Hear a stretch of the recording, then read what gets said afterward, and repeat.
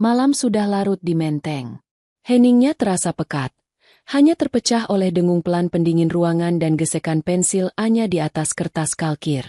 Di ruang kerjanya yang luas, di lantai 2 sebuah rumah besar yang selalu terasa kosong, ia membenamkan diri dalam garis-garis dan angka. Sebuah desain fasad hotel butik di Bali terbentang di hadapannya, menuntut presisi dan imajinasi. Disinilah dunianya, di antara perhitungan struktur dan keindahan bentuk. Di sini, ia adalah sang pencipta, bukan sekadar bayangan. Cahaya dari lampu meja menyorot wajahnya yang fokus. Pada usia 28 tahun, Anya telah menorehkan namanya sendiri di dunia arsitektur Jakarta. Karyanya, yang memadukan modernisme tropis dengan sentuhan kearifan lokal, telah menghiasi beberapa majalah desain ternama. Ia mandiri, pekerja keras, dan memiliki reputasi sebagai seorang profesional yang bisa diandalkan. Namun, setiap kali ia melangkah keluar dari ruang kerjanya dan menuruni tangga kayu yang megah itu, semua pencapaiannya seolah menguap, larut dalam udara dingin rumah peninggalan era kolonial yang ia sebut rumah. Di rumah ini, ia bukan hanya sang arsitek. Ia adalah kakaknya Rina. Anak kedua. Sosok yang ada, namun seringkali tak terlihat. Suara pintu kamar di seberang lorong terbuka, diikuti langkah kaki ringan dan tawa kecil yang dibuat-buat. Rina, adiknya yang 4 tahun lebih muda itu baru saja pulang. Anya melirik jam di sudut layar komputernya. Hampir tengah malam. Ia sudah bisa membayangkan adegan di lantai bawah. Rina akan masuk, disambut oleh ibu mereka yang selalu menunggu dengan cemas. Seolah Rina adalah seorang putri raja yang baru kembali dari perjalanan berbahaya, bukan sekadar mahasiswi populer yang pulang dari kafe mahal di Senopati. Anya menghela napas, mencoba mengembalikan fokusnya pada gambar di atas meja. Tapi percuma. Suara manja Rina yang bercerita tentang harinya sudah merayap naik, menembus lantai kayu yang tebal. Ia bisa mendengar ibunya menimpali dengan nada penuh kekaguman. "Oh ya, sayang, hebat sekali kamu bisa jadi panitia acara sebesar itu." Atau, "Tentu saja mereka memilih kamu, siapa lagi yang lebih pantas?" Anya memutar kursinya, menatap keluar jendela besar yang menghadap taman belakang. Gelap. Sama seperti perasaannya. Ia ingat saat usianya 17 tahun, ia memenangkan kompetisi desain tingkat nasional untuk siswa SMA. Ia berlari pulang, piala di tangan, jantung berdebar kencang karena bangga. Ia menemukan ibu dan ayahnya di ruang tengah. Sebelum ia sempat membuka mulut, ibunya lebih dulu berkata, "Anya, tolong panggil Rina. Lihat, nilai baletnya sempurna." Ia dapat peran utama di pementasan akhir tahun. Hari itu, pialanya terasa berat dan dingin. Ia meletakkannya begitu saja di kamar, di belakang tumpukan buku. Ayahnya memang memberinya selamat setelah itu, sebuah pelukan hangat dan senyum tulus yang selalu menenangkannya. Tapi pujian ibunya, pengakuan yang paling ia dambakan, tidak pernah datang. Perhatian ibunya sudah tersedot habis oleh prestasi Rina yang lebih gemerlap, lebih feminin, lebih mudah dipamerkan kepada teman-teman sosialitanya. Dulu ia berpikir itu hanya imajinasinya, kecemburuan seorang kakak. Tapi seiring waktu, pola itu menjadi semakin jelas. Saat Anya lulus cum laude dari universitas, perayaannya digabung dengan pesta ulang tahun Rina yang ke-19, yang tentu saja menjadi pusat perhatian. Saat Anya berhasil mendapatkan proyek besar pertamanya, ibunya hanya berkomentar, "Jangan terlalu lelah bekerja, nanti kamu cepat tua. Lihat Rina, pintar merawat diri." Rina, di mata ibunya, adalah sebuah mahakarya. Cantik, populer, dan tahu cara memanipulasi orang dengan pesonanya. Ia adalah cerminan dari apa yang mungkin ibunya inginkan untuk dirinya sendiri di masa muda. Sementara Anya, dengan dunianya yang serius, dengan ambisinya yang sunyi, adalah sebuah anomali. Ia adalah anak ayahnya. Ayahnya, seorang pria bijaksana yang membangun bisnis propertinya dari nol, selalu memperlakukannya dengan adil. Beliau yang melihat bakat menggambar Anya dan memberikannya meja gambar pertama. Beliau yang diam-diam menyimpan kliping koran tentang setiap pencapaian Anya di laci mejanya. Namun, Kebijaksanaannya seringkali tak berdaya melawan bias terang-terangan yang ditunjukkan istrinya. Ayah lebih sering memilih diam, mungkin untuk menjaga keharmonisan rumah tangga, sebuah keharmonisan yang menurut Anya palsu dan rapuh. Suara langkah kaki menaiki tangga. Anya cepat-cepat memutar kursinya kembali ke meja, berpura-pura sibuk. Ia tidak ingin ada interaksi malam ini. Ia terlalu lelah. Pintu ruang kerjanya diketuk pelan sebelum didorong terbuka. Rina menjulurkan kepalanya. Senyum manis terpasang di wajahnya yang sempurna. "Kak Anya, belum tidur?" "Belum. Ada deadline," jawab Anya singkat, tanpa menoleh. "Wow, rajin banget," kata Rina dengan nada yang terdengar seperti pujian tapi terasa seperti sindiran. Ia melangkah masuk. Aroma parfum mahalnya langsung memenuhi ruangan, mengalahkan bau kertas dan tinta yang menenangkan. "Aku tadi ketemu teman-teman di SCBD. Seru banget." "Oh iya, katanya mereka mau bangun kafe baru di Kemang. Butuh arsitek. Mungkin kakak tertarik?" Anya berhenti menggambar. Ia menoleh pada adiknya. Tawaran itu terdengar baik, tapi ia tahu ada udang di balik batu. Rina tidak pernah melakukan sesuatu tanpa pamrih. "Terima kasih informasinya. Nanti aku cari tahu." "Iya, cari tahu aja. Siapa tahu cocok." Rina bersandar di kusen pintu, menyilangkan lengannya. Gaunnya yang modis memeluk tubuhnya dengan pas. "Tadi ibu cerita, katanya kakak mau tunangannya sama Kak Bima." Topik beralih begitu cepat. Anya merasakan sedikit getaran di hatinya. Bima. Nama itu adalah udara segar di tengah pengapnya rumah ini. "Masih rencana?" Rina tersenyum lagi. Kali ini lebih lebar. "Akhirnya. Aku ikut senang deh. Kak Bima kan baik, ganteng, pengusaha lagi. Cocok sama kakak. Semoga aja dia betah ya sama kakak yang super serius ini." Rina tertawa kecil, seolah itu adalah lelucon yang lucu. Anya merasakan pipinya menghangat. Sebuah tusukan kecil yang familiar. Pujian yang dibungkus dengan penghinaan. Ia memilih untuk tidak merespons. Ia hanya membalikkan badan dan kembali menatap gambarnya. "Aku harus selesaikan ini, Rin. Besok pagi harus presentasi." Oke, si sibuk." Rina mengangkat tangan tanda menyerah. "Selamat bekerja. Jangan lupa tidur. Nanti muncul keriput loh." Ia pun menutup pintu, meninggalkan Anya sendirian dengan aroma parfumnya yang tertinggal dan gema kata-katanya yang menyakitkan. Anya memejamkan mata sejenak. Ia tidak membenci Rina. Setidaknya, ia berusaha keras untuk tidak membencinya. Ia hanya lelah. Lelah menjadi pembanding, lelah merasa tidak cukup baik, lelah terus-menerus diabaikan di tempat yang seharusnya menjadi tempat paling aman baginya. Rumah mewah di jantung Jakarta ini terasa lebih seperti museum yang dingin daripada sebuah rumah. Setiap sudutnya dipenuhi kenangan akan momen-momen di mana ia merasa menjadi nomor 2. Foto keluarga di dinding ruang tengah.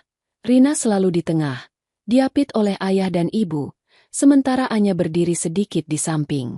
Piano besar yang tak pernah ia sentuh lagi sejak gurunya lebih memuji bakat menyanyi Rina yang pas-pasan. Ia menatap goresan pensil di atas kertas. Garis-garis yang tegas dan lurus. Sebuah struktur yang kokoh dan bisa diandalkan. Seperti itulah ia membangun hidupnya di luar sana. Ia membangun gedung, membangun reputasi, membangun benteng pertahanan di sekeliling hatinya. Tapi setiap kali ia pulang, benteng itu seolah runtuh. Bayang-bayang Rina, bayang-bayang ekspektasi ibunya, selalu berhasil merembes masuk melalui celah-celahnya. Ia mendambakan sebuah tempat di mana ia bisa menjadi dirinya sendiri seutuhnya, tanpa harus bersaing, tanpa harus membuktikan apapun. Sebuah tempat di mana ia adalah pusat dari dunianya sendiri. Dan ia pikir, ia telah menemukannya. Tempat itu ada pada Bima. Gedung-gedung pencakar langit di sepanjang Jalan Sudirman berkilauan di bawah matahari pagi. Anya mengemudikan mobilnya dengan kecepatan sedang, membelah kemacetan Jakarta yang sudah menjadi sarapannya setiap hari. Namun pagi ini, suasana hatinya terasa ringan. Setiap meter mobilnya menjauh dari rumah di Menteng, beban di pundaknya seolah ikut terangkat. Ia memutar lagu favoritnya, Sebuah melodi instrumental yang menenangkan, membiarkan musik mengisi kabin mobil dan mengusir sisa-sisa percakapan semalam dengan Rina. Tujuannya adalah sebuah apartemen modern di Jakarta Selatan. Unit di lantai 21 dengan pemandangan kota yang tak terhalang. Itu bukan sekadar tempat tinggal. Itu adalah surga kecilnya, oasenya, yang ia bangun bersama Bima. Ia bertemu Bima hampir 2 tahun lalu di sebuah pameran properti. Saat itu, Anya sedang menjaga stan firma arsitektur tempatnya bekerja. Ia ingat betul, ia sedang menjelaskan detail maket sebuah resor kepada klien potensial ketika seorang pria mendekat. Pria itu tidak bertanya tentang harga atau potensi investasi. Ia justru bertanya tentang filosofi di balik desain atap joglo yang dimodifikasi. Pertanyaannya cerdas dan menunjukkan ketertarikan yang tulus. Pria itu adalah Bima. Bima, seorang pengusaha rintisan di bidang teknologi finansial, memiliki karisma yang memikat. Ia tidak hanya tampan, tapi juga memiliki tatapan mata yang seolah bisa melihat langsung ke dalam jiwa Anya. Malam itu, mereka menghabiskan waktu berjam-jam berbicara tentang segala hal, mulai dari arsitektur Le Corbusier hingga masa depan ekonomi digital di Indonesia. Untuk pertama kalinya, Anya merasa dilihat, bukan sebagai putri dari keluarga kaya, bukan sebagai kakak dari Rina yang menawan, tapi sebagai Anya, seorang arsitek dengan pikiran dan mimpi-mimpinya sendiri. Hubungan mereka berkembang dengan cepat dan alami. Bima adalah antitesis dari semua drama di keluarganya. Ia suportif, penuh perhatian, dan yang terpenting, ia mengagumi Anya karena otaknya, bukan karena latar belakangnya. Ia akan mendengarkan dengan sabar saat Anya mengeluhkan revisi klien yang tak masuk akal, atau merayakan dengan gembira saat desain Anya memenangkan penghargaan. Bersamanya, Anya bisa menjadi dirinya yang paling rapuh sekaligus yang paling kuat. Apartemen itu adalah bukti cinta dan komitmen mereka. Mereka memilihnya bersama, merancangnya bersama. Anya, tentu saja, yang memimpin proses desain interior. Ia menciptakan ruang yang terbuka, hangat, dengan banyak cahaya alami dan sentuhan material kayu dan tanaman hijau. Berbeda 180 derajat dari rumahnya di Menteng yang formal, kaku, dan penuh perabotan berat warisan keluarga. Di apartemen ini, setiap sudut memiliki cerita mereka. Rak buku yang mereka rakit bersama di akhir pekan, meja makan tempat mereka sering berbagi cerita sambil menikmati makan malam sederhana, balkon kecil tempat mereka biasa duduk di malam hari, memandangi kerlip lampu kota sambil merajut mimpi. Pagi itu, saat Anya masuk ke dalam apartemen menggunakan kartu aksesnya, ia disambut oleh aroma kopi yang baru diseduh. Bima sedang berdiri di dapur, hanya mengenakan celana pendek dan kaos oblong, rambutnya masih sedikit acak-acakan. Ia tersenyum begitu melihat Anya. Senyum yang selalu berhasil meluluhkan semua kekhawatiran Anya. "Selamat pagi, arsitek kesayanganku," sapanya, suaranya serak khas bangun tidur. Ia berjalan mendekat dan memberikan sebuah kecupan lembut di kening Anya. "Aku buatkan kopi." Anya meletakkan tas kerjanya dan memeluk Bima erat. Ia menghirup aroma tubuh Bima yang familiar, campuran kopi dan sabun. Di pelukan inilah ia merasa pulang. "Terima kasih. Semalam aku lembur sampai larut." "Aku tahu. Makanya aku tidak menelepon. Tidak mau mengganggu," kata Bima sambil mengangsurkan sebuah cangkir. "Presentasi hari ini."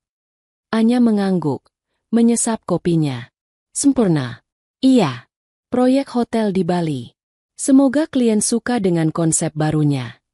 "Pasti suka." Bima menatapnya dengan yakin. "Semua karya kamu luar biasa. Kamu hanya perlu percaya diri." Kata-kata itu sederhana, tapi bagi Anya, itu adalah segalanya.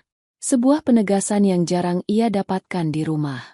Mereka sarapan bersama di meja bar dapur, membicarakan rencana hari itu. Bima akan bertemu dengan beberapa investor potensial untuk startupnya, sementara Anya akan menghadapi kliennya. Di sela-sela obrolan tentang pekerjaan, mereka menyelipkan candaan-candaan kecil dan rencana untuk akhir pekan. Nonton film, mencoba restoran baru, atau mungkin hanya bermalas-malasan di apartemen. Kehidupan mereka adalah sebuah ritme yang indah. Mereka adalah dua orang ambisius yang saling mendorong untuk menjadi versi terbaik dari diri mereka, sambil tetap menyediakan ruang aman bagi satu sama lain untuk beristirahat dan menjadi rentan. Apartemen itu adalah saksi bisu dari semua itu. Di sanalah mereka merayakan keberhasilan kecil, saling menghibur saat menghadapi kegagalan, dan merencanakan masa depan. Pertunangan adalah langkah logis berikutnya. Bima melamarnya 3 bulan lalu di balkon apartemen mereka, dengan latar belakang gemerlap Jakarta. Tidak ada kemewahan yang berlebihan, hanya mereka berdua, sebuah cincin yang indah, dan janji untuk membangun kehidupan bersama. Bagi Anya, itu lebih dari cukup. Ia akhirnya akan memiliki keluarganya sendiri, sebuah keluarga yang ia bangun dari nol, berdasarkan cinta dan rasa saling menghargai. Ia akan lepas dari bayang-bayang di rumah menteng. Nanti malam kita makan di luar, tawar Bima, membuyarkan lamunan Anya. Merayakan presentasimu yang pasti sukses. Boleh, Anya tersenyum. Tapi aku yang traktir. Tidak bisa. Investor baruku sepertinya akan setuju hari ini. Jadi, aku yang traktir, balas Bima, matanya berbinar penuh optimisme. Anya tertawa. Ia mencintai semangat ini. Semangat seorang pejuang yang membangun mimpinya sendiri. Sama sepertinya. Mereka adalah tim. Pasangan. Belahan jiwa. Saat ia bersiap-siap untuk berangkat kerja, menatap pantulan dirinya di cermin, ia merasa utuh. Di apartemen ini, dengan Bima di sisinya, ia tidak perlu berpura-pura. Ia tidak perlu mengecilkan dirinya agar orang lain merasa besar. Ia adalah Anya. Seorang wanita yang dicintai, seorang arsitek yang dihormati, dan calon istri dari pria yang luar biasa. Ia meninggalkan apartemen dengan perasaan penuh harapan. Ia tidak tahu bahwa oase yang ia kira aman dan terlindung itu sebentar lagi akan diganggu. Ia tidak tahu bahwa serigala yang paling berbahaya seringkali datang dengan menyamar sebagai domba yang paling ia kenal, membawa senyum manis dan niat yang tersembunyi. Pelariannya dari drama keluarga justru akan membawanya ke pusat badai yang jauh lebih menghancurkan. Tapi untuk saat ini, di pagi yang cerah itu, Anya hanya merasakan kebahagiaan. Sebuah kebahagiaan murni yang membuatnya percaya bahwa masa depannya akan secerah langit Jakarta tanpa awan. Beberapa minggu setelah rencana pertunangan mereka menjadi topik hangat di keluarga, Rina mulai menunjukkan batang hidungnya di apartemen Anya dan Bima. Kunjungan pertamanya datang dengan alasan yang sangat masuk akal. Ia menelepon Anya pada suatu sore, suaranya terdengar sedikit panik, mengatakan bahwa laptopnya tiba-tiba mati padahal ia harus menyelesaikan maket 3 dimensi untuk tugas akhir semester. Kak, boleh pinjam komputer kakak sebentar? Cuma buat render sebentar. Di rumah kan komputernya lambat banget. Punya kakak pasti spek dewa. Rengeknya di telepon.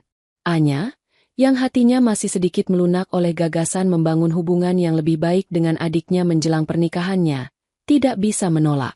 Ya sudah, datang saja.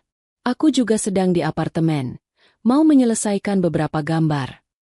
1 jam kemudian, Rina sudah berdiri di depan pintu, membawa sebuah flash disk dan senyumnya yang paling menawan. Begitu masuk, matanya langsung berkeliling dengan takjub yang dilebih-lebihkan. Wow, Kak!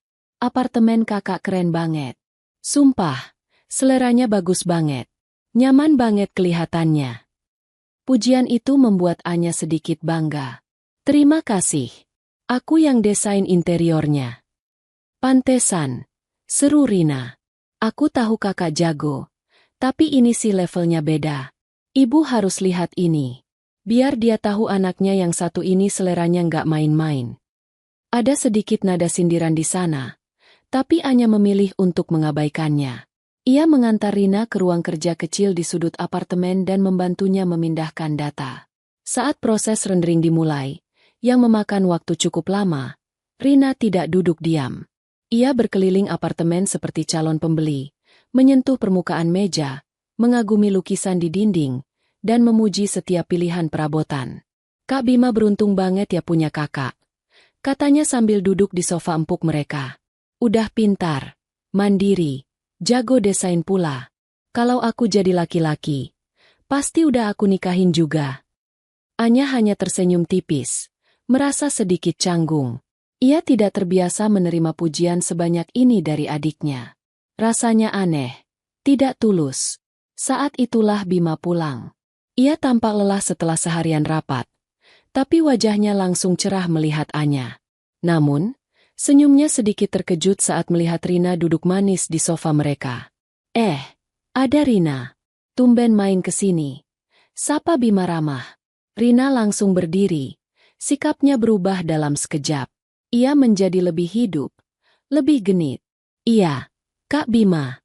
Lagi numpang kerja tugas nih sama si jenius ini. Katanya sambil menunjuk Anya dengan dagunya. Kakak apa kabar?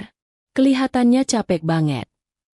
Begitulah, namanya juga merintis usaha. Jawab Bima sambil meletakkan tas kerjanya. Tapi keren banget loh, Kak. Punya startup sendiri di umur segini. Teman-temanku banyak yang kagum sama kakak. Rina melanjutkan, matanya berbinar-binar. Anya memperhatikan interaksi mereka dari ambang pintu ruang kerja. Bima, yang biasanya tenang, tampak sedikit salah tingkah dipuji seperti itu. Ia tertawa kecil. Bisa saja kamu. Ini juga masih berjuang kok. Justru itu yang bikin inspiratif. Timpal Rina cepat. Berjuang dari nol. Nggak kayak orang lain yang tinggal nerusin usaha orang tua. Sebuah pukulan telak yang entah ditujukan untuk siapa, tapi berhasil membuat suasana sedikit canggung. Anya melangkah maju untuk mencairkan suasana. Sudah selesai rendernya? Tanyanya pada Rina. Sudah, Kak. Terima kasih banyak ya. Rina mengambil flash disknya. Kalau gitu aku pamit pulang dulu. Maaf ya sudah mengganggu waktu kalian berdua. Tidak apa-apa. Main saja lagi kalau mau. Kata Bima spontan. Sebuah undangan yang terasa terlalu tulus. Anya melihat Rina tersenyum penuh kemenangan. Pasti, Kak. Terima kasih tawarannya. Setelah Rina pergi, apartemen terasa lebih sunyi. Adikmu ternyata seru juga ya. Komentar Bima sambil melonggarkan dasinya. Aku kira dia tipe yang sombong. Ternyata ramah. Dia memang bisa sangat ramah kalau ada maunya. Jawab Anya pelan. Hampir seperti gumaman. Hus, jangan begitu sama adik sendiri, tegur Bima lembut, lalu memeluknya dari belakang. Dia kan cuma mau akrab sama calon kakak iparnya. Anya menyandarkan kepalanya di dada Bima, mencoba meyakinkan dirinya sendiri bahwa Bima benar. Mungkin ia yang terlalu paranoid. Mungkin ia hanya memproyeksikan luka masa kecilnya pada situasi yang sebenarnya normal. Rina hanya ingin menjadi bagian dari kebahagiaannya. Itu saja. Namun, kunjungan itu ternyata bukan yang terakhir. Frekuensinya meningkat dengan cepat. Alasannya pun semakin dibuat-buat. Suatu hari ia datang karena, kebetulan lagi di dekat sini, mau numpang ke toilet. Di lain waktu, ia muncul dengan membawa sekotak martabak kesukaan Bima, dengan alasan, tadi beli kebanyakan, daripada mubazir. Ia akan duduk di sofa, menyetel televisi, dan mengobrol tanpa henti, membuat Anya sulit berkonsentrasi pada pekerjaannya. Dan obrolannya lebih sering ditujukan pada Bima. Ia akan bertanya tentang perkembangan startupnya dengan detail yang membuat Anya sendiri terkejut. Ia akan tertawa terbahak-bahak pada lelucon Bima yang menurut Anya biasa saja. Ia memposisikan dirinya sebagai pendengar yang paling antusias, pemandu sorak yang paling bersemangat. Anya mulai merasa seperti orang asing di rumahnya sendiri. Kehadirannya seringkali menjadi latar belakang dari interaksi antara tunangannya dan adiknya. Ia merasa tidak nyaman, tapi ia bingung bagaimana cara menyampaikannya pada Bima tanpa terdengar cemburu atau kekanak-kanakan. Setiap kali ia menunjukkan sedikit saja ketidaksenangan, Bima akan berkata, "Sayang, dia itu adikmu. Masa kita usir?" Suatu Sabtu sore, Anya dan Bima sedang bersantai di sofa, menikmati waktu berkualitas yang jarang mereka dapatkan. Tiba-tiba bel berbunyi. Rina. Kali ini ia datang dengan wajah panik, mengatakan ban mobilnya kempes di basement dan ia tidak tahu cara menggantinya. Bima, dengan sigap, langsung bangkit. Ya sudah, biar aku bantu. Aduh, maaf banget ya, Kak, jadi merepotkan. Kata Rina dengan nada penuh sesal yang dibuat-buat. Anya menawarkan diri untuk ikut, tapi Bima berkata, "Kamu di sini saja, sayang. Di basement panas. Sebentar kok." Mereka turun berdua. 1 jam berlalu. Anya mulai gelisah. Mengganti ban tidak mungkin selama itu. Ia mencoba menelepon Bima, tapi tidak diangkat. Akhirnya, ia memutuskan untuk menyusul ke basement. Dari kejauhan, di dekat mobil Rina, ia melihat mereka. Ban mobil sudah terpasang. Tapi mereka tidak sedang bersiap-siap untuk naik. Mereka berdiri berdekatan, tertawa. Rina menyentuh lengan Bima dengan akrab, dan Bima tidak menghindar. Mereka terlihat seperti pasangan, bukan seperti calon kakak dan adik ipar. Jantung Anya terasa seperti diremas. Ia bersembunyi di balik pilar beton, mengamati. Ia melihat Bima mengatakan sesuatu yang membuat Rina tertawa lepas. Lalu dengan gerakan cepat, Rina berjinjit dan mencium pipi Bima. "Terima kasih banyak ya, Kak." Suaranya terdengar riang. Bima tampak terkejut, tapi ia hanya tersenyum canggung dan menggaruk tengkuknya. Anya segera berbalik badan dan berjalan cepat kembali ke lift. Napasnya tersengal. Itu hanya ciuman di pipi. Sebuah ucapan terima kasih. Tapi kenapa rasanya begitu salah? Kenapa tatapan mata adiknya terlihat begitu penuh arti? Saat mereka kembali ke apartemen, Anya berpura-pura tidak terjadi apa-apa. Tapi malam itu, ia tidak bisa tidur. Benih kecurigaan yang coba ia kubur dalam-dalam kini mulai bertunas. Ia mulai memperhatikan hal-hal kecil. Cara Rina mengirim pesan singkat pada Bima untuk menanyakan hal-hal sepele yang seharusnya ditanyakan padanya. Cara Bima terkadang tersenyum sendiri saat melihat ponselnya. Ia merasa gila. Ia merasa seperti sedang mengarang cerita di kepalanya sendiri. Ia mencintai Bima, dan Bima mencintainya. Adiknya hanya sedikit aneh dan haus perhatian. Itu saja. Ia mengulang-ulang kalimat itu seperti mantra, mencoba menenangkan hatinya yang bergemuruh. Ia tidak mau merusak oasenya dengan kecurigaan tak berdasar. Ia sudah terlalu lama mendambakan kebahagiaan ini untuk menghancurkannya sendiri. Ia memilih untuk percaya, untuk menutup mata, berharap bahwa serigala yang ia curigai hanyalah seekor domba yang tersesat. Langit Jakarta di bulan November adalah sebuah kanvas kelabu yang muram. Awan-awan hitam menggantung rendah, membuat udara terasa berat dan lengket. Hawa panas yang terperangkap terasa menyesakan, seolah kota itu sedang menahan napas, menunggu badai yang akan datang untuk membersihkan segalanya. Suasana itu sangat cocok dengan perasaan Anya selama beberapa minggu terakhir. Ada sesuatu yang salah. Sebuah tegangan tak kasat mata di udara apartemennya, di antara senyum Bima dan tawa Rina. Kecurigaannya tumbuh menjadi monster sunyi di dalam kepalanya. Ia menjadi lebih pendiam, lebih pengamat. Ia melihat bagaimana Bima sekarang lebih sering meletakkan ponselnya dengan layar menghadap ke bawah. Ia mendengar Bima kadang menerima telepon dan berjalan ke balkon untuk bicara. Suaranya pelan. Saat Anya bertanya siapa, jawabannya selalu sama. Rekan kerja, atau calon investor. Alasan yang masuk akal. Tapi entah kenapa terasa hampa. Puncaknya datang pada suatu Selasa malam. Anya harus mengirimkan revisi desain mendesak kepada kliennya di Semarang. Tapi laptopnya tiba-tiba mengalami masalah dan tidak bisa terhubung ke internet. Sementara itu, ponselnya sedang diisi daya di kamar. Ia tahu Bima menyimpan semua data pekerjaannya di tablet, yang biasanya selalu terhubung dengan wifi apartemen. "Sayang, aku pinjam tablet kamu sebentar ya? Mau kirim email penting, laptopku lagi error," kata Anya sambil berjalan ke arah meja kerja Bima. "Oh, iya, pakai saja," jawab Bima dari sofa. Matanya terpaku pada siaran berita di televisi. Ia tampak tenang, tidak ada tanda-tanda kegugupan. Anya mengambil tablet berwarna perak itu. Ia membuka aplikasi email, mengetik pesannya dengan cepat, dan melampirkan file desainnya. Saat ia menekan tombol kirim, sebuah notifikasi lain muncul di bagian atas layar. Notifikasi dari aplikasi ojek online. Bunyinya, "Rina baru saja menyelesaikan perjalanan ke alamat ini."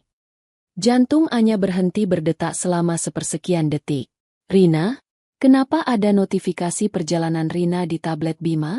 Rasa penasaran yang dingin menjalari tulang punggungnya. Dengan jari-jari gemetar, ia menyentuh notifikasi itu. Aplikasi terbuka, menunjukkan riwayat perjalanan. Dan di sanalah dunianya runtuh. Bukan hanya satu perjalanan. Ada puluhan. Sebagian besar dilakukan pada malam hari atau sore hari. Titik penjemputan. Lobi apartemen mereka. Titik tujuan. Sebuah alamat di dekat kos-kosan Rina. Ada juga perjalanan sebaliknya. Semua terjadi pada jam-jam di mana Anya sedang tidak ada di apartemen. Saat ia lembur di kantor. Saat ia bertemu klien di luar. Saat ia pergi ke toko buku sendirian. Ada satu perjalanan yang tercatat pada hari Sabtu sore 2 minggu lalu. Sekitar pukul 5:30. Hanya beberapa menit setelah ia pergi dari apartemen untuk membeli bahan makanan.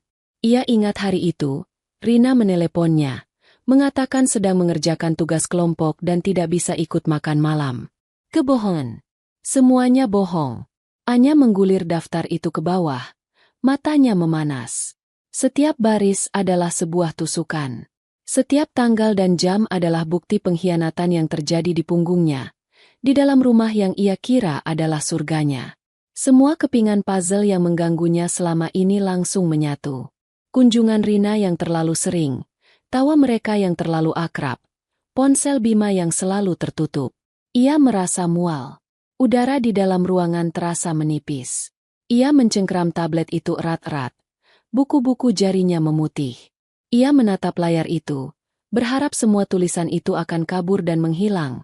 Berharap ini semua hanya mimpi buruk. Tapi tulisan itu tetap ada, tajam dan jelas. Sebuah catatan digital yang rapi tentang kehancuran hatinya. Ia mendengar suara gemuruh pelan dari luar. Hujan mulai turun. Sudah terkirim emailnya? Suara Bima dari ruang tengah terdengar normal, tanpa beban. Anya tidak menjawab. Ia berjalan pelan keluar dari ruang kerja. Tablet masih di tangannya. Ia berdiri di depan Bima, menatap pria yang ia cintai, pria yang akan ia nikahi. Wajah itu, yang dulu selalu memberinya rasa aman, kini terlihat seperti wajah orang asing. "Ini apa?" tanya Anya. Suaranya bergetar, nyaris tidak terdengar. Ia menyodorkan tablet itu ke hadapan Bima. Bima melihat layar. Ekspresinya berubah drastis. Ketenangan itu lenyap, digantikan oleh kepanikan yang kentara. Ia mencoba meraih tablet itu, tapi Anya menariknya. Itu. Ia tergagap, mencari-cari alasan. "Itu aku yang pesankan untuk Rina. Dia kadang butuh tumpangan, kasihan." Alasan yang begitu lemah, begitu menyedihkan. Anya tertawa, tapi tidak ada kegembiraan dalam tawanya. Itu adalah suara keputusasaan. "Kamu pesankan untuk dia? Puluhan kali? Di saat aku tidak ada di rumah? Kamu pikir aku sebodoh itu, Bima?" Hujan di luar semakin deras, menghantam jendela kaca dengan keras, seolah ingin ikut campur dalam pertengkaran mereka. "Anya, ini tidak seperti yang kamu pikirkan." Bima berdiri, mencoba mendekat. "Jangan sentuh aku," teriak Anya, mundur selangkah. Amarahnya kini mulai meledak, membakar habis rasa sakitnya. "Jadi ini yang kalian lakukan di belakangku? Di apartemenku? Di tempat tidurku?" "Tidak, kami tidak pernah melakukan apa-apa di sini," bantah Bima cepat. Matanya memancarkan ketakutan. "Oh, jadi kalian melakukannya di tempat lain? Itu seharusnya membuatku merasa lebih baik." Sinis Anya, air matanya mulai mengalir deras, bercampur dengan keringat di pelipisnya. Saat itulah bel apartemen berbunyi. Nyaring dan memekakan telinga di tengah ketegangan yang mencekik. Mereka berdua membeku. Mereka tahu siapa yang ada di balik pintu. Bima menatap Anya dengan tatapan memohon. "Jangan dibuka." Tapi Anya sudah berjalan ke pintu. Dengan tangan yang gemetar hebat, ia membuka kunci dan menarik gagangnya. Di sana, berdiri Rina, sedikit basah karena hujan, tersenyum ceria. "Kak, hujannya deras banget. Aku..." Senyumnya memudar saat melihat wajah Anya yang basah oleh air mata dan tatapan matanya yang penuh kebencian. Ia melirik ke dalam, melihat Bima yang berdiri pucat pasi. Ia langsung mengerti. Ia tertangkap basah. "Masuk," kata Anya. Suaranya dingin seperti es. Rina ragu-ragu, lalu melangkah masuk. Anya menutup pintu dengan keras. Sekarang mereka bertiga terperangkap di dalam ruangan itu. Sementara di luar, badai mengamuk. "Jadi begini kelakuan kalian." Anya menatap mereka bergantian. "Kamu," ia menunjuk Rina, "adikku sendiri. Kamu datang ke rumahku, memakan makananku, berpura-pura baik padaku, sementara kamu menusukku dari belakang dengan tunanganku sendiri." "Kak, aku bisa jelaskan." Rina memulai, suaranya gemetar. "Jelaskan apa? Jelaskan bagaimana kamu bisa begitu tega? Aku ini kakakmu. Satu-satunya hal di dunia ini yang kumiliki dan tidak kamu miliki adalah dia." Anya menunjuk Bima. "Dan kamu merebutnya juga. Apa kamu sebegitu tidak puasnya dengan semua yang sudah kamu dapatkan?" "Ini bukan salahku sepenuhnya." Rina tiba-tiba meninggikan suaranya, mencoba membela diri. "Kak Bima yang mulai. Dan kakak sendiri terlalu sibuk dengan pekerjaan. Kakak dingin. Tidak pernah punya waktu. Jangan bawa-bawa aku ke dalam masalah kalian," bentak Bima, panik karena disudutkan. Anya menatap mereka dengan jijik. Dua orang pengecut yang saling melempar kesalahan. Rasa sakit di hatinya begitu besar hingga ia merasa sulit bernapas. Oasenya telah diracuni. Mimpinya telah dihancurkan oleh adiknya sendiri dan pria yang ia percayai dengan seluruh hatinya. Ia mengangkat tangan kirinya, menatap cincin pertunangan yang melingkar di jarinya. Cincin yang pernah menjadi simbol harapan dan masa depan. Dengan satu gerakan cepat, ia menariknya lepas. Logam itu terasa dingin di telapak tangannya. Ia melangkah ke meja kopi dan meletakkannya di sana dengan suara denting yang terdengar begitu keras di tengah suara hujan. "Semuanya selesai," katanya. Suaranya kembali tenang, tapi menyimpan kekosongan yang mengerikan. "Aku mau kalian berdua pergi dari sini. Sekarang juga." Rina mulai menangis. Bima menatap Anya dengan putus asa. "Anya, tolong. Kita bisa bicarakan ini." "Tidak ada lagi yang perlu dibicarakan," potong Anya. Ia berjalan ke pintu dan membukanya lebar-lebar, membiarkan angin dan percikan air hujan masuk. "Pergi." Setelah beberapa saat yang terasa seperti selamanya, Bima berjalan lunglai mengambil tasnya. Rina, sambil terisak, mengikutinya. Mereka keluar dari pintu tanpa berani menatap wajah Anya lagi. Anya menutup pintu. Ia bersandar di sana, mendengarkan suara langkah kaki mereka yang menjauh di koridor. Lalu hening.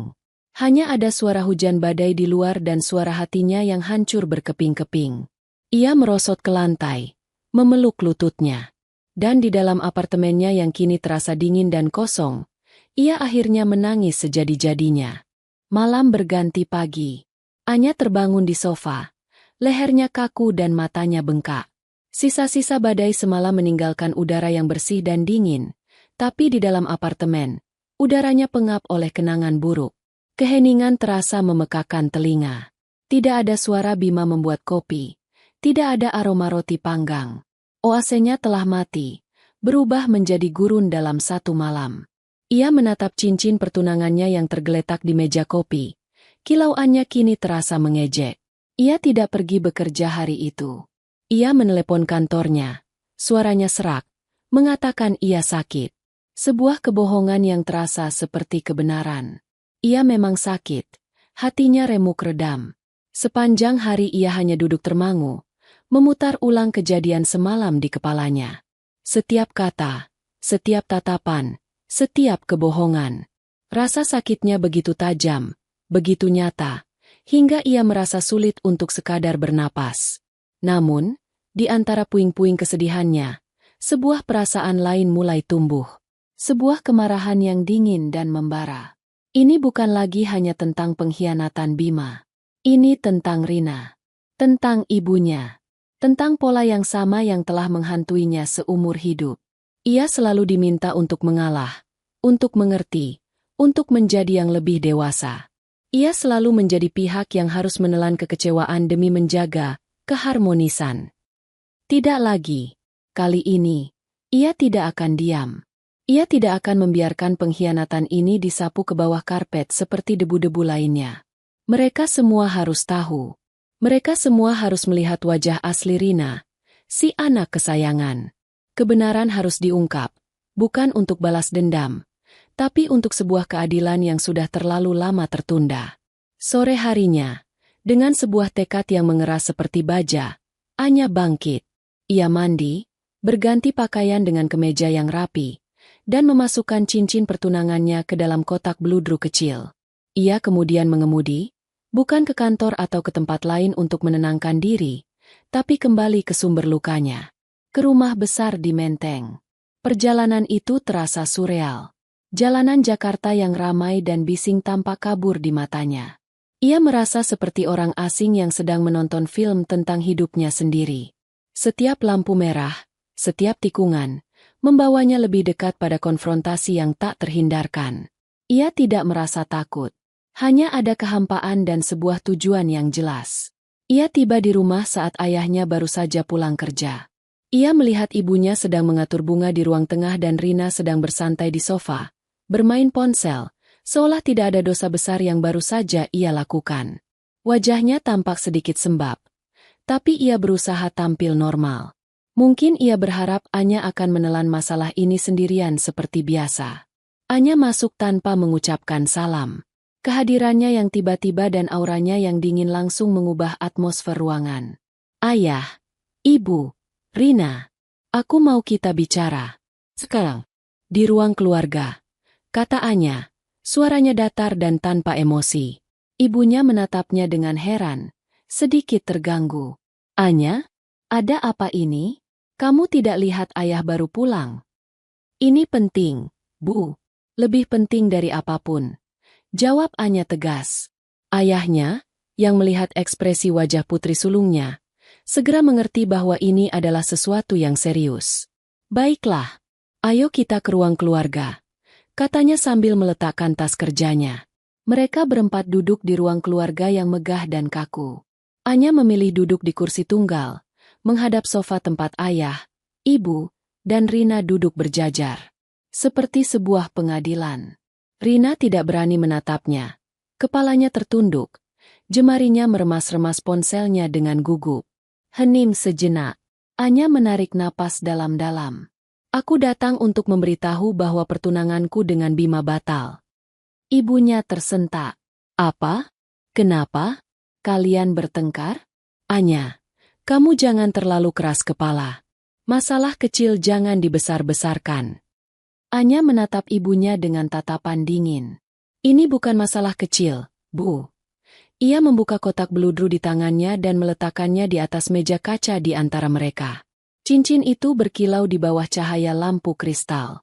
Dan aku mau kalian tahu alasannya. Dengan suara yang terkontrol dan jelas, Anya mulai bercerita. Ia menceritakan semuanya dari awal. Tentang kunjungan Rina yang semakin sering. Tentang alasan-alasan palsu. Tentang kecurigaannya yang ia coba tepis. Lalu ia sampai pada puncaknya. Penemuannya di tablet Bima. Riwayat perjalanan yang membuktikan perselingkuhan mereka. Ia menceritakannya tanpa tangis, tanpa histeria.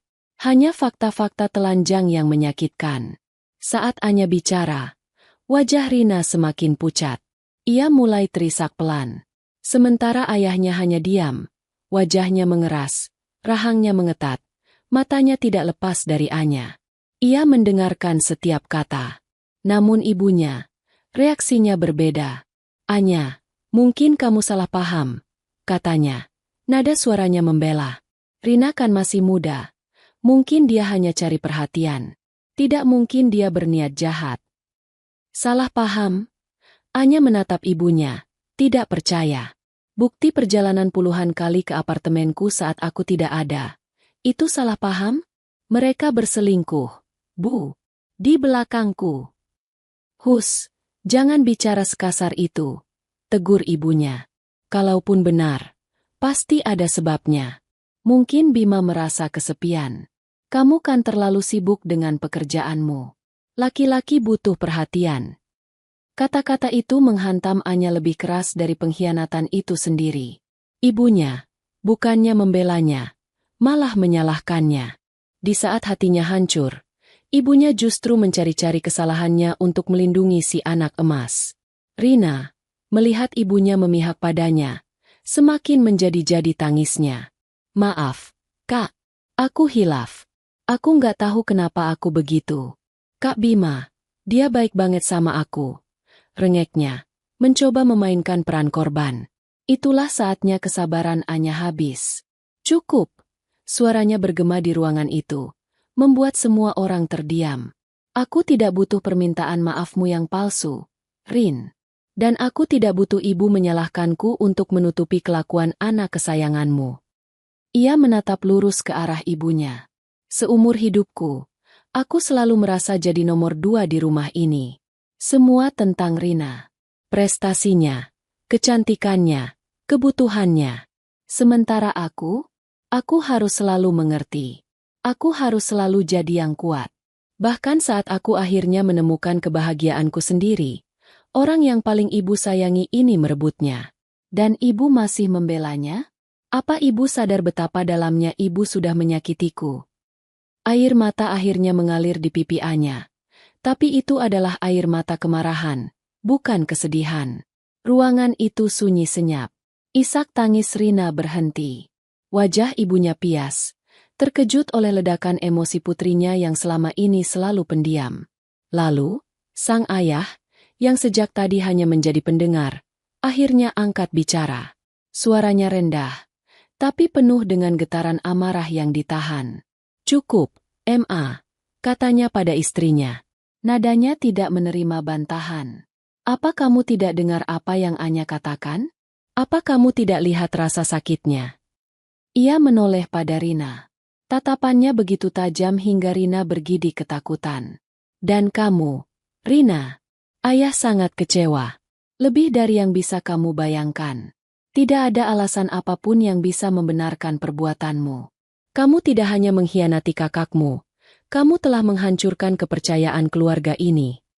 Kemudian, ia melakukan sesuatu yang tidak pernah Anya duga. Ia berdiri, berjalan menghampiri Anya, dan berlutut di samping kursinya. Ia mengambil tangan Anya dan menggenggamnya. Erat, Anya, katanya pelan. Matanya menatap lurus ke mata putrinya. Maafkan ayah. Ayah yang salah. Ayah terlalu banyak diam.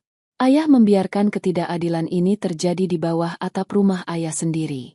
Ayah melihatnya, tapi ayah tidak berbuat cukup untuk menghentikannya. Rasa sakitmu ini juga tanggung jawab ayah. Kamu tidak sendirian. Nak, ayah ada di pihakmu. Sepenuhnya. Lanjutnya. Itulah momennya. Sebuah pengakuan. Sebuah validasi yang Anya dambakan seumur hidupnya. Bukan dari ibunya, tapi dari ayahnya. Dan itu sudah lebih dari cukup. Isak tangisnya pecah, tapi kali ini terasa berbeda. Ada sedikit kelegaan di dalamnya. Bebannya terasa sedikit terangkat. Sidang keluarga itu berakhir dengan sebuah keretakan yang dalam. Sang ayah berdiri dan menyatakan bahwa akan ada konsekuensi serius untuk perbuatan Rina. Lalu ia berjalan menuju ruang kerjanya, meninggalkan ketiga wanita itu dalam keheningan yang berat. Anya tahu, babak baru dalam hidupnya akan segera dimulai. Babak di mana keadilan akhirnya akan menemukan jalannya, meskipun hatinya masih harus menanggung goresan luka yang dalam. Keesokan paginya, rumah di Menteng terasa seperti medan perang setelah pertempuran usai. Udaranya beku, syarat dengan ketegangan yang tak terucap. Sang ibu mengurung diri di kamar, menolak untuk bicara dengan siapapun, mungkin sedang merajuk karena otoritasnya sebagai pelindung Rina telah dilucuti. Rina sendiri tidak berani keluar dari kamarnya, kecuali untuk ke kamar mandi. Ia seperti hantu di rumahnya sendiri. Sang ayah tidak membuang waktu. Setelah sarapan dalam diam, yang hanya dihadiri olehnya dan Anya, ia meminta Rina untuk menemuinya di ruang kerja. Bukan sebuah permintaan, melainkan sebuah perintah. Anya sedang duduk di ruang tengah, mencoba membaca buku tapi pikirannya melayang, ketika ia melihat adiknya berjalan ragu-ragu menuju ruang kerja ayahnya.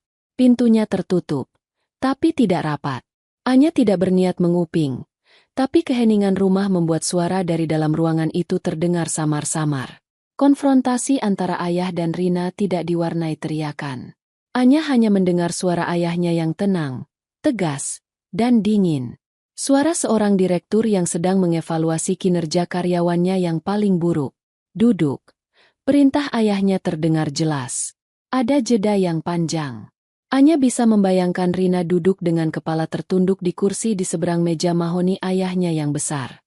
Selama ini, hidupmu sangat mudah, Rina. Ayahnya memulai. Semua yang kamu minta, kamu dapatkan. Semua yang kamu inginkan, tersedia. Ayah dan ibumu memberimu fasilitas. Dengan harapan kamu akan tumbuh menjadi pribadi yang bertanggung jawab dan punya integritas.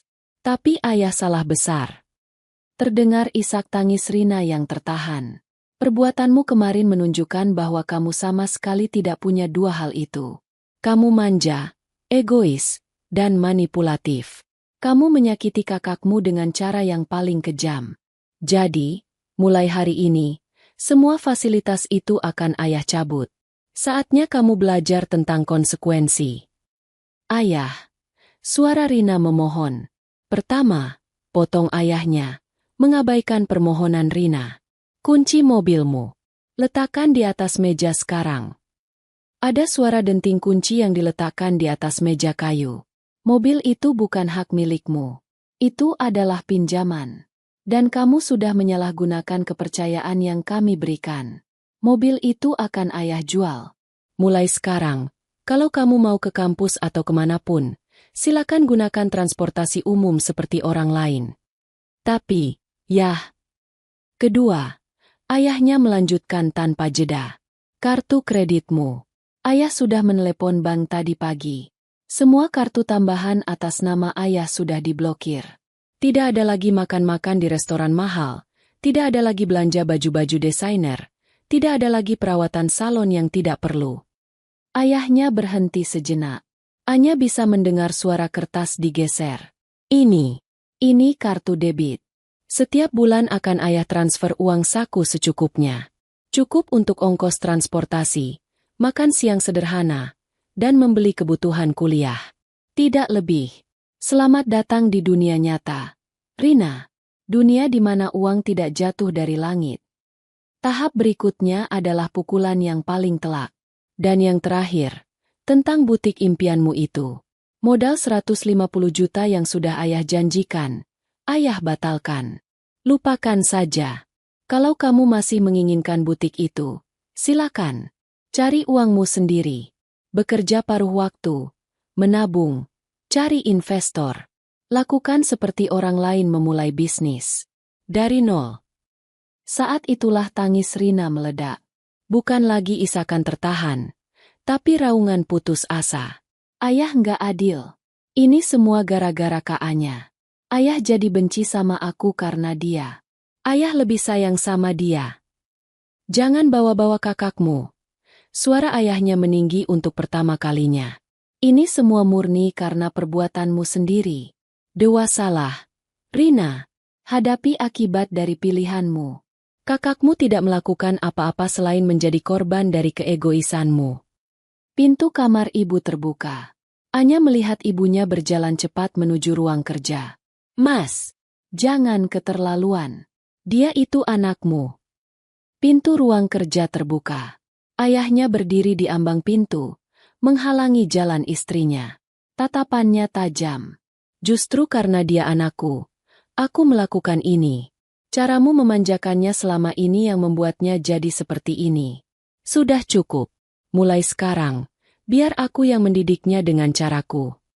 Sang ibu terdiam, tak berdaya menghadapi ketegasan suaminya yang tak pernah ia lihat sebelumnya. Ia hanya bisa menatap nanar, lalu mundur perlahan. Rina keluar dari ruang kerja. Wajahnya basah oleh air mata dan ingus. Matanya merah dan bengkak. Ia menatap Anya yang duduk di ruang tengah dengan penuh kebencian. Kamu puas sekarang? Desisnya sebelum berlari menaiki tangga menuju kamarnya. Anya tidak menjawab. Ia tidak merasa puas. Ia tidak merasa menang. Ia hanya merasa hampa. Melihat kemewahan adiknya dilucuti satu persatu tidak mengembalikan hatinya yang utuh. Tidak menghapus bayangan pengkhianatan Bima. Hukuman ini hanyalah konsekuensi logis dari sebuah perbuatan buruk. Tidak lebih. Dalam beberapa hari berikutnya, perubahan di rumah itu sangat terasa. Tidak ada lagi suara deru mobil sport Rina di pagi hari. Yang ada hanyalah Rina yang mengeluh sambil menunggu ojek online di teras. Tidak ada lagi kantong-kantong belanja dari butik ternama. Yang ada hanyalah Rina yang menatap nanar isi lemari pakaiannya. Teman-teman sosialitanya perlahan menjauh saat tahu ia tidak bisa lagi mentraktir mereka atau pergi ke tempat-tempat mahal. Karma telah datang menjemput Rina. Bukan dalam bentuk kutukan mistis, tapi dalam bentuk nilai tukar rupiah yang dingin dan tanpa ampun. Ia dipaksa untuk hidup mandiri untuk pertama kalinya. Dipaksa untuk merasakan sedikit saja dari kerasnya dunia yang selama ini hanya ia lihat dari balik kaca mobilnya yang nyaman. Anya mengamati semua itu dari kejauhan. Ia sudah memutuskan untuk pindah sepenuhnya ke apartemennya, meskipun tempat itu masih terasa menyakitkan. Ia butuh ruang untuk dirinya sendiri.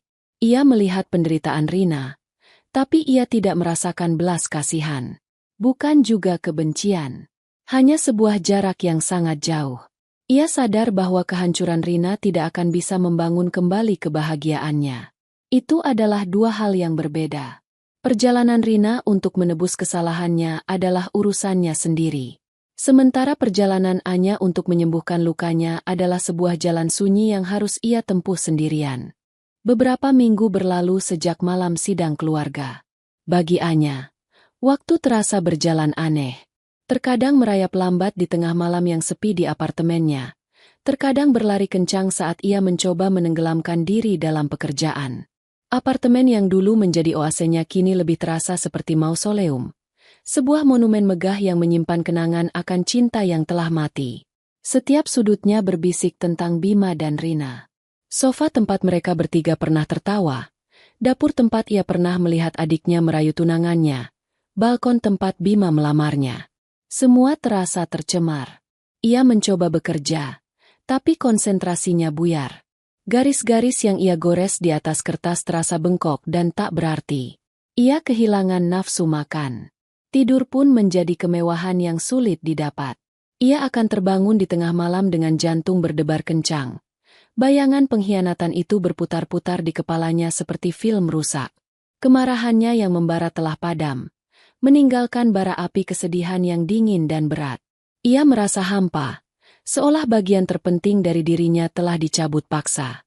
Perubahan dalam dirinya tidak luput dari perhatian atasannya di firma arsitektur, Pak Gunawan. Seorang arsitek senior yang bijaksana dan telah menjadi mentor bagi Anya sejak ia pertama kali bergabung. Suatu sore, Pak Gunawan memanggilnya ke ruangannya yang dipenuhi maket dan buku-buku tebal. "Anya, duduklah," katanya dengan ramah. "Bagaimana kabarmu?" "Baik, Pak," jawab Anya bohong. Suaranya terdengar lemah bahkan di telinganya sendiri. Pak Gunawan menatapnya lekat-lekat dari balik kacamatanya. "Pekerjaanmu beberapa minggu ini tidak seperti biasanya. Kamu kehilangan sentuhanmu. Ada masalah?" Anya menunduk. Tidak tahu harus memulai dari mana. Ia tidak ingin membawa masalah pribadinya ke kantor. Tapi tatapan Pak Gunawan yang penuh pengertian membuatnya luluh. Akhirnya, dengan suara terbata-bata, ia menceritakan garis besarnya saja. Pertunangan yang batal, masalah keluarga yang rumit. Ia tidak menyebut nama Rina, hanya menyebutnya sebagai pengkhianatan yang dalam. Pak Gunawan mendengarkan dengan sabar tanpa menyela. Setelah Anya selesai, ia tidak memberikan nasihat pernikahan yang klise atau kata-kata penghiburan yang kosong. Ia justru membuka sebuah map besar di atas mejanya. "Ingat kompetisi desain untuk proyek restorasi cagar budaya di Semarang beberapa bulan lalu? Yang kamu ikuti itu?" Anya mengangguk samar. Ia hampir melupakan kompetisi itu. "Klien baru saja mengumumkan pemenangnya pagi ini," kata Pak Gunawan. Sebuah senyum tipis terukir di wajahnya. "Selamat, Anya. Desain kamu yang menang." Mereka sangat terkesan dengan konsep, menghidupkan kembali sang ratu, yang kamu ajukan. Untuk sesaat, Anya tidak merasakan apa-apa. Berita yang seharusnya membuatnya melompat kegirangan itu terasa hampa. Tapi kemudian, Pak Gunawan melanjutkan. Ini proyek besar, Anya. Butuh komitmen penuh. Pemimpin proyek harus tinggal di Semarang setidaknya selama 1 tahun untuk mengawasi langsung proses restorasi dan pembangunan sayap barunya. Ini kesempatan sekali seumur hidup. Ia berhenti sejenak, menatap Anya dengan tajam. Dan menurut saya, ini adalah kesempatan yang kamu butuhkan saat ini. Bukan hanya untuk kariermu, tapi untuk dirimu sendiri. Semarang, kota lain. Sebuah awal yang baru. Gagasan itu terasa menakutkan sekaligus menarik. Meninggalkan Jakarta berarti meninggalkan semua yang familiar, termasuk ayahnya. Tapi itu juga berarti meninggalkan apartemen yang berhantu ini, meninggalkan rumah menteng yang dingin, meninggalkan kota yang telah menjadi saksi bisu kehancuran hatinya. Saya tidak tahu, Pak. Terkadang, cara terbaik untuk membangun kembali sesuatu yang hancur adalah dengan pindah ke lokasi yang baru dan memulai dari fondasi yang berbeda, kata Pak Gunawan, seolah bisa membaca pikirannya. Jakarta akan selalu ada di sini saat kamu siap untuk kembali. Tapi kesempatan ini, dan kesempatan untuk menyembuhkan dirimu, mungkin tidak akan datang 2 kali. Pikirkan baik-baik. Malam itu, Anya tidak bisa tidur. Tapi kali ini bukan karena mimpi buruk. Ia memikirkan kata-kata Pak Gunawan. Ia berjalan di apartemennya, menyentuh barang-barang yang pernah memberinya kebahagiaan. Ia sadar, ia tidak bisa sembuh di sini. Ia butuh jarak. Ia butuh kanvas yang kosong. Keputusan itu dibuat saat fajar menyingsing. Ia akan mengambil proyek itu. Ia akan pergi ke Semarang. Mengurus kepergiannya adalah sebuah proses yang menyakitkan sekaligus membebaskan. Ia memutuskan untuk menyewakan apartemennya, lengkap dengan perabotannya. Mengosongkan tempat itu terasa seperti menguliti luka lamanya. Tapi setiap barang yang ia masukkan ke dalam kotak terasa seperti sebuah langkah maju. Di tengah proses berkemas, ia menemukan beberapa pesan dan panggilan tak terjawab dari Bima. Dengan tangan yang mantap, ia memblokir nomor itu tanpa membacanya. Bab itu sudah ditutup. Ia berbicara pada ayahnya lewat telepon. Ayahnya, seperti yang ia duga, mendukung keputusannya 100%. Pergilah, nak. Bangun kembali hidupmu dan kariermu. Jangan khawatirkan apapun di sini. Ayah bangga sekali padamu. Dukungan itu menjadi bahan bakar bagi tekadnya. Ibunya, di sisi lain, hanya berkomentar singkat. Kenapa harus pergi jauh-jauh? Masalah itu dihadapi, bukan ditinggalkan. Anya hanya diam, tidak mau berdebat. Dengan Rina, tidak ada interaksi sama sekali. Mereka seperti 2 orang asing yang kebetulan tinggal di planet yang sama. 2 minggu kemudian, Anya sudah berada di dalam kereta api yang melaju ke arah timur, meninggalkan Jakarta yang basah oleh gerimis pagi. Saat gedung-gedung tinggi perlahan menghilang dari pandangan, ia tidak merasa sedih. Ia justru merasakan secercah kelegaan. Semarang menyambutnya dengan suasana yang berbeda. Kota itu terasa lebih tenang, lebih berjiwa. Udaranya tidak seberat Jakarta. Ia menyewa sebuah paviliun kecil di daerah Candi, dengan taman yang rindang.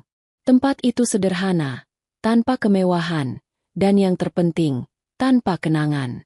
Ia menenggelamkan dirinya dalam pekerjaan. Proyek restorasi gedung Societe di kawasan kota lama itu ternyata jauh lebih menantang dan menarik dari yang ia bayangkan. Ia menghabiskan hari-harinya di lokasi proyek, berdiskusi dengan sejarawan, berdebat dengan kontraktor, dan menggambar detail-detail arsitektur hingga larut malam. Ia jatuh cinta pada pesona bangunan-bangunan tua, pada cerita yang tersimpan di balik dinding-dindingnya yang mengelupas. Pekerjaan menjadi terapinya.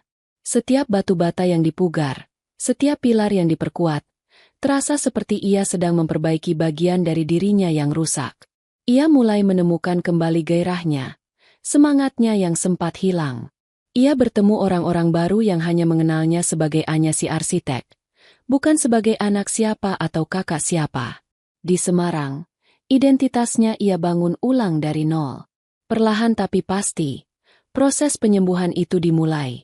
Suatu sore, saat sedang menikmati kopi di sebuah kafe di Spiegel, Ia sadar bahwa sepanjang hari itu ia sama sekali tidak memikirkan Bima atau Rina.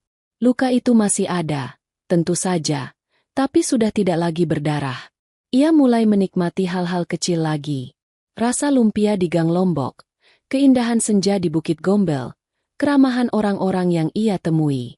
Suatu hari, berdiri di depan kerangka baja sayap baru yang mulai berdiri tegak di samping gedung tua yang sedang direstorasi, Anya tersenyum tulus untuk pertama kalinya setelah sekian lama. Ia melihat perpaduan antara yang lama dan yang baru, antara puing-puing masa lalu dan harapan masa depan. Ia melihat cerminan dirinya sendiri. Ia sedang membangun kembali.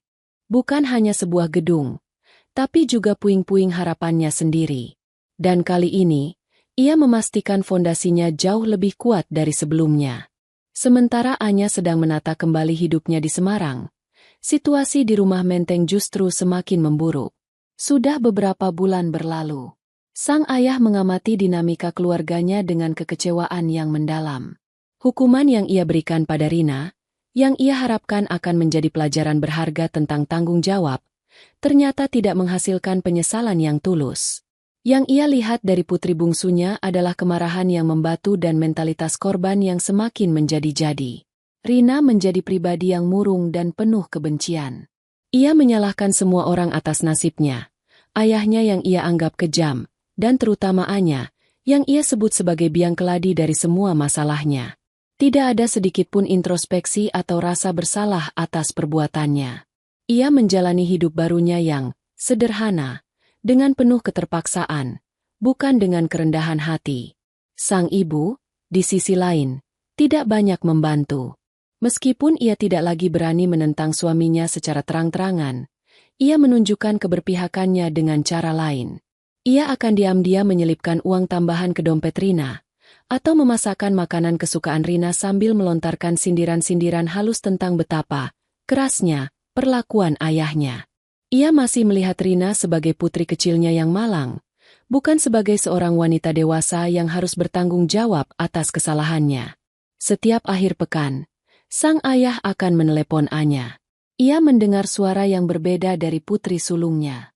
Ada nada semangat saat Anya bercerita tentang progres proyeknya, tentang tantangan menemukan material yang sesuai dengan bangunan asli, tentang kegembiraannya saat melihat sketsanya mulai terwujud menjadi bentuk fisik. Anya mengiriminya foto-foto dari lokasi proyek.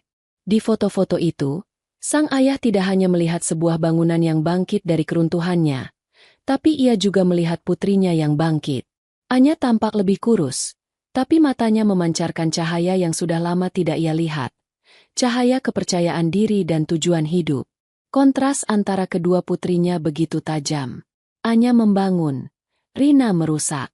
Anya bertanggung jawab, Rina menyalahkan. Anya menatap masa depan. Rina terjebak dalam kebencian masa lalu. Pemikiran ini terus menghantui sang ayah. Ia mulai merenungkan masa depan bisnis properti yang telah ia bangun dengan keringat dan darah selama puluhan tahun. Ia selalu berasumsi bahwa suatu saat nanti, perusahaan itu akan dikelola bersama oleh kedua putrinya. Tapi sekarang, ia sadar betapa naifnya pemikiran itu. Menyerahkan sebagian kendali perusahaan pada Rina akan menjadi sebuah bencana. Rina tidak punya etos kerja, tidak punya integritas, dan yang terparah, ia terbukti bisa mengkhianati orang terdekatnya demi kepentingan sesaat. Ia akan menghancurkan warisan keluarga itu dalam waktu singkat. Di sisi lain, ia melihat Anya. Kecintaannya pada detail, pemahamannya tentang struktur dan desain, ketekunannya, dan yang terpenting, karakternya yang kuat dan lurus. Anya adalah seorang pembangun sejati, dalam arti harfiah maupun kiasan. Masa depan perusahaan akan aman dan bahkan berkembang di tangannya. Ini bukan lagi soal kasih sayang seorang ayah. Ini adalah keputusan bisnis yang krusial. Ini adalah tentang tanggung jawabnya pada ratusan karyawan yang menggantungkan hidup pada perusahaannya. Ini tentang menjaga warisan hidupnya agar tidak hancur di tangan yang salah. Setelah berhari-hari bergulat dengan pikirannya, sang ayah membuat sebuah keputusan yang berat dan radikal. Suatu Selasa pagi, ia membuat janji temu dengan Pak Hidayat, notaris dan penasihat hukum keluarganya selama lebih dari 20 tahun.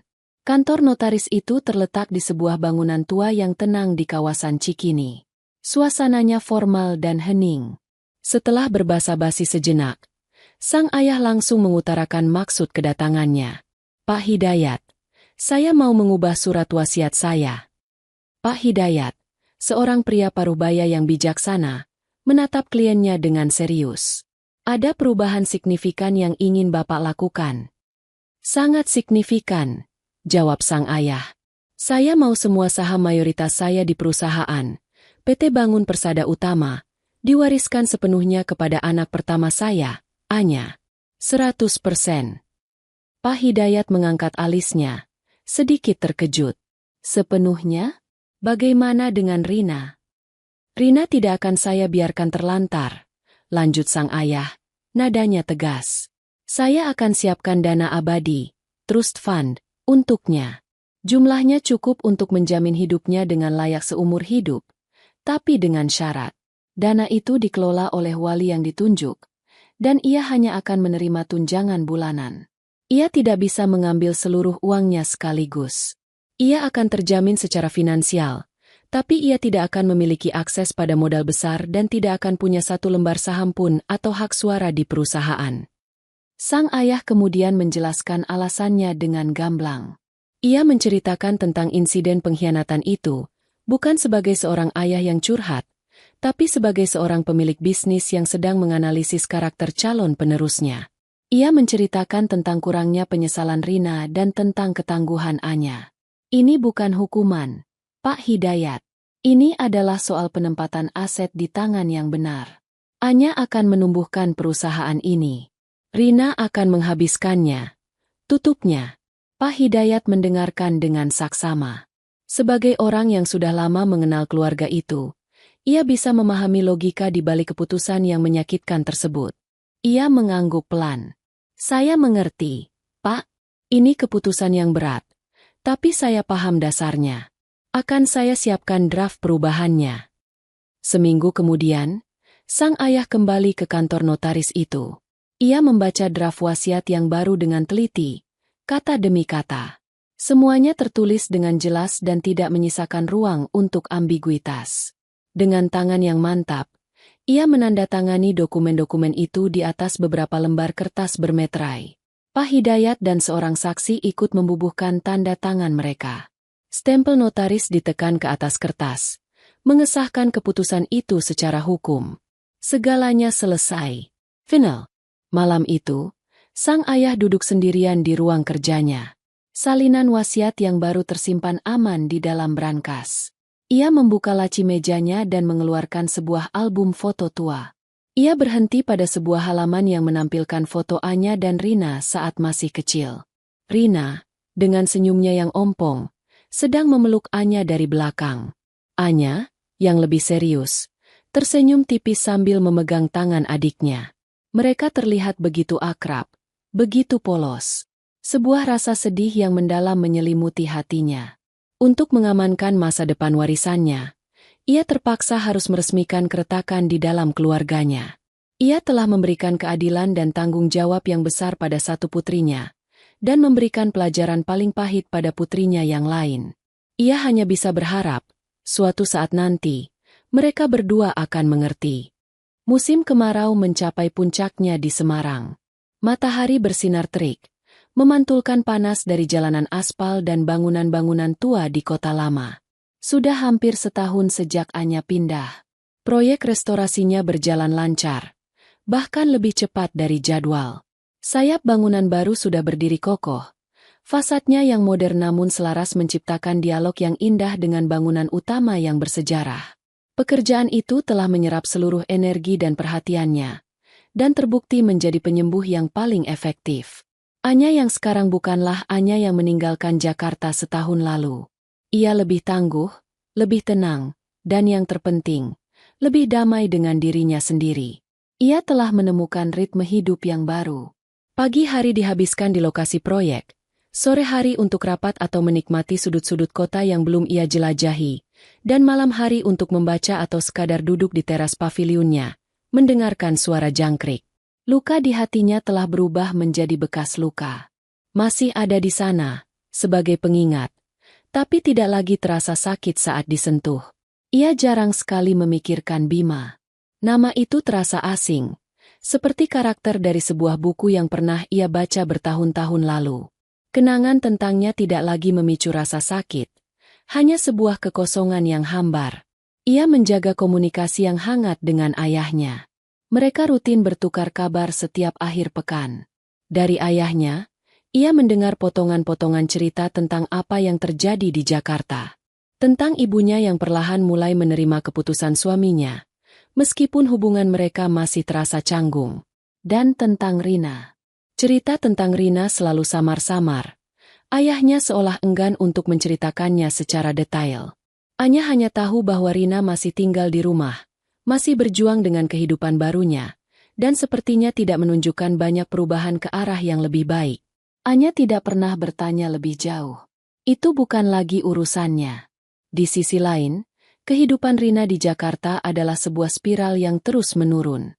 Setelah fasilitas mewahnya dicabut, ia mendapati dirinya terasing dan tidak berdaya. Teman-teman sosialitanya, yang dulu selalu mengelilinginya, menghilang satu persatu. Mereka tidak lagi tertarik pada seorang Rina yang tidak bisa mentraktir, tidak punya mobil, dan tidak punya cerita seru tentang liburan ke luar negeri. Ia mencoba mencari pekerjaan paruh waktu di beberapa butik, mengandalkan penampilannya yang menarik. Tapi ia tidak pernah bertahan lama. Ia tidak terbiasa diperintah, tidak punya etos kerja, dan selalu datang terlambat. Hubungannya dengan Bima juga tidak berjalan mulus. Pada awalnya, setelah mereka berdua diusir dari apartemen Anya, mereka mencoba menjalin hubungan. Rina berpikir Bima adalah tiketnya untuk kembali ke kehidupan nyaman. Ia pindah ke apartemen Bima yang tidak semewah milik Anya. Tapi hubungan yang dimulai dari pengkhianatan tidak memiliki fondasi yang kuat. Tanpa kemewahan yang bisa Rina tawarkan dan tanpa sosok Anya sebagai pembanding yang membuatnya merasa tertantang, pesona Rina di mata Bima mulai memudar. Bima melihat sisi lain dari Rina yang tidak pernah ia lihat sebelumnya. Sisi yang manja, penuntut, dan malas. Rina mengharapkan Bima untuk membiayai gaya hidupnya, untuk menggantikan semua yang telah ayahnya cabut. Sementara Bima, yang startupnya ternyata tidak secerah yang ia ceritakan, mulai merasa terbebani. Pertengkaran menjadi menu sehari-hari mereka.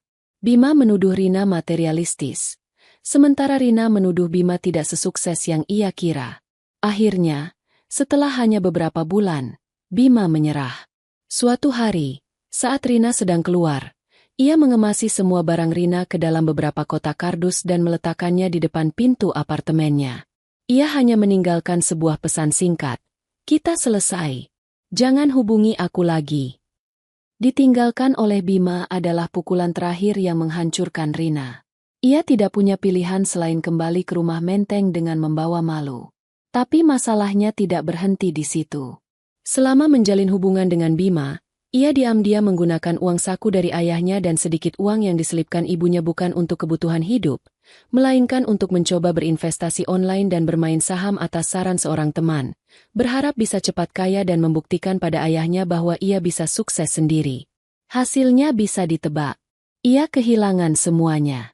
Lebih buruk lagi, ia terjerat utang pada beberapa aplikasi pinjaman online dengan bunga yang mencekik. Kini, hidupnya benar-benar berantakan. Ia diteror oleh penagih utang setiap hari. Ia tidak punya teman, tidak punya uang, dan tidak punya masa depan. Kebanggaan dan kesombongannya telah terkikis habis, hanya menyisakan keputusasaan. Di tengah keterpurukannya, hanya ada satu nama yang terus muncul di benaknya. Satu-satunya orang yang mungkin masih punya hati untuk menolongnya. Kakaknya. Suatu Rabu malam, Anya baru saja selesai mandi setelah pulang dari lokasi proyek. Ia sedang mengeringkan rambutnya ketika ponselnya berdering. Nomor tidak dikenal. Biasanya ia akan mengabaikannya. Tapi entah kenapa malam itu ia merasa harus mengangkatnya. "Halo." Hening sejenak di seberang sana. Lalu terdengar suara isak tangis yang tertahan. Suara yang sangat ia kenal. "Kak, ini aku, Rina." Jantung Anya seolah berhenti berdetak. Ia duduk di tepi tempat tidurnya. Handuk masih melingkar di kepalanya. Ia tidak mengatakan apa-apa, hanya menunggu. Kak, aku minta maaf. Suara Rina terdengar parau dan putus asa. Aku tahu aku salah. Aku jahat banget sama kakak. Gak ada kata maaf yang cukup buat nebus kesalahanku. Aku tahu itu. Tangisnya semakin menjadi-jadi. Hidupku hancur. Kak, hancur berantakan. Bima sudah ninggalin aku. Aku nggak punya teman. Dan aku punya banyak utang. Mereka nagih terus. Aku takut. Anya tetap diam. Ia mendengarkan setiap kata adiknya. Mencoba merasakan sesuatu. Tapi yang ia rasakan hanyalah sebuah ketenangan yang dingin. Tidak ada amarah. Tidak ada juga iba. Hanya Jack. Aku tahu aku nggak pantas minta apa-apa dari kakak. Lanjut Rina di sela isak tangisnya. Tapi aku mohon. Tolong aku kali ini saja. Aku nggak tahu harus minta tolong sama siapa lagi. Ibu nggak bisa bantu. Dan aku nggak berani bilang sama ayah. Ayah pasti akan makin marah sama aku. Aku mohon. Kak, bicara sama ayah. Bujuk ayah supaya mau bantu aku lunasin utang ini. Sekali ini saja. Setelah itu, aku janji nggak akan ganggu hidup kakak lagi. Aku janji akan berubah. Aku mohon. Permintaan itu menggantung di udara. Sebuah permohonan dari masa lalunya yang kelam. Datang mengetuk pintu kedamaian yang baru saja ia bangun. Rina, adiknya, sedang berada di titik terendahnya, meminta seutas tali penyelamat. Anya memejamkan mata, menarik napas panjang. Ia teringat malam badai di apartemennya. Wajah Rina yang defensif, kata-katanya yang menyakitkan. Ia teringat bertahun-tahun hidup di bawah bayang-bayang adiknya. Dan ia teringat ketenangan yang ia rasakan di Semarang, di tengah puing-puing bangunan tua yang ia hidupkan kembali. Ia tahu apa yang harus ia katakan. Keheningan di ujung telepon terasa begitu pekat, hanya dipecah oleh isak tangis Rina yang mulai mereda, berubah menjadi napas yang tersengal-sengal penuh harap. Ia menunggu respons kakaknya, sebuah kata, iya, sebuah janji pertolongan, sebuah tanda bahwa masih ada sisa belas kasihan untuknya di dunia ini. Anya membuka matanya. Ia menatap pantulan dirinya di cermin lemari yang gelap. Ia melihat seorang wanita yang berbeda dari setahun yang lalu. Matanya tidak lagi memancarkan kesedihan atau kemarahan. Yang ada adalah sebuah keteduhan yang datang dari penerimaan. Ia telah berjalan melewati api dan tidak terbakar. Ia telah membangun kembali dunianya dari puing-puing, dan ia tidak akan membiarkan siapapun, bahkan adiknya sendiri, merobohkannya lagi. Aku sudah dengar semuanya, Rin. Kata Anya akhirnya. Suaranya tenang, datar, tanpa getaran emosi sedikit pun. Ketenangan itulah yang justru terasa lebih menusuk daripada teriakan amarah. Kakak mau bantu aku, kan? Tanya Rina cepat. Secercah harapan terdengar dalam suaranya. Tidak. Jawab Anya singkat. Satu kata itu menghantam Rina seperti dinding beton. Hening. Bahkan suara napasnya pun seolah berhenti. Apa? Apa maksud kakak? Maksudku, tidak. Aku tidak akan membantumu. Aku tidak akan bicara pada ayah untukmu. Anya menjelaskan dengan sabar, seolah sedang menerangkan sesuatu yang sangat sederhana pada seorang anak kecil. Tapi, kenapa? Suara Rina bergetar karena tidak percaya. Aku ini adikmu, Kak. Aku sudah minta maaf. Aku sudah di titik terendah. Aku tahu, kata Anya. Dan permintaan maafmu, aku mendengarnya. Mungkin suatu saat nanti, entah kapan, aku bisa benar-benar memaafkanmu di dalam hatiku. Tapi maaf itu bukan tombol reset, Rin. Maaf tidak secara otomatis mengembalikan kepercayaan. Dan maaf tidak menghapus konsekuensi dari perbuatanmu. Anya bangkit dari tempat tidur, berjalan pelan ke arah jendela yang terbuka, menatap langit malam Semarang yang cerah. Kamu bilang hidupmu hancur. Kamu bilang kamu punya utang. Itu semua bukan terjadi karena kutukan atau nasib buruk. Itu adalah hasil dari pilihan-pilihan yang kamu buat sendiri. Kamu memilih untuk mengkhianatiku. Kamu memilih untuk hidup bersama Bima. Kamu memilih untuk menghabiskan uangmu dengan tidak bijaksana dan berutang. Itu adalah masalahmu, bukan masalahku. Tapi aku nggak tahu harus bagaimana lagi. Jerit Rina putus asa. Kakak punya segalanya sekarang. Proyek besar. Ayah lebih sayang sama kakak. Apa salahnya kakak bantu adik kakak sendiri sedikit saja? Dulu, kata-kata seperti itu akan menyakiti Anya. Tuduhan bahwa ia punya segalanya akan membuatnya merasa bersalah. Tapi tidak lagi. Segalanya yang aku punya sekarang, Rin, aku membangunnya sendiri. Aku membangunnya dengan kerja kerasku, dengan air mataku, di atas reruntuhan kebahagiaan yang kamu dan Bima hancurkan. Kedamaian yang aku rasakan sekarang ini, aku memperjuangkannya dengan susah payah. Dan aku tidak akan merelakannya hanya karena kamu tidak mau menghadapi akibat dari perbuatanmu. Kamu mau aku bicara pada ayah? Lanjut Anya. Untuk apa? Agar ayah memberimu uang lagi? Agar kamu bisa kembali ke zona nyamanmu dan tidak pernah belajar apa-apa? Itu bukan menolong, Rin. Itu justru akan semakin menghancurkanmu. Jadi, kakak benar-benar nggak akan bantu aku, bisik Rina. Suaranya terdengar kosong. Semua harapan di dirinya telah lenyap. Aku tidak akan membantumu dengan cara yang kamu mau, kata Anya, sedikit melembutkan nadanya. Tapi aku akan memberimu satu nasihat. Satu-satunya cara untuk keluar dari lubang yang kamu gali sendiri adalah dengan berhenti menyalahkan orang lain dan mulai memanjat. Hadapi penagih utangmu. Bicara pada ayah dengan jujur, bukan dengan memanipulasi perasaannya lewat aku. Terima kemarahannya. Terima konsekuensinya. Mulailah dari nol. Itu satu-satunya jalan. Hening panjang. Anya tahu kata-katanya keras. Tapi itu adalah kebenaran yang paling jujur dan paling berbelas kasihan yang bisa ia berikan. Menolong Rina dengan uang hanya akan melanggengkan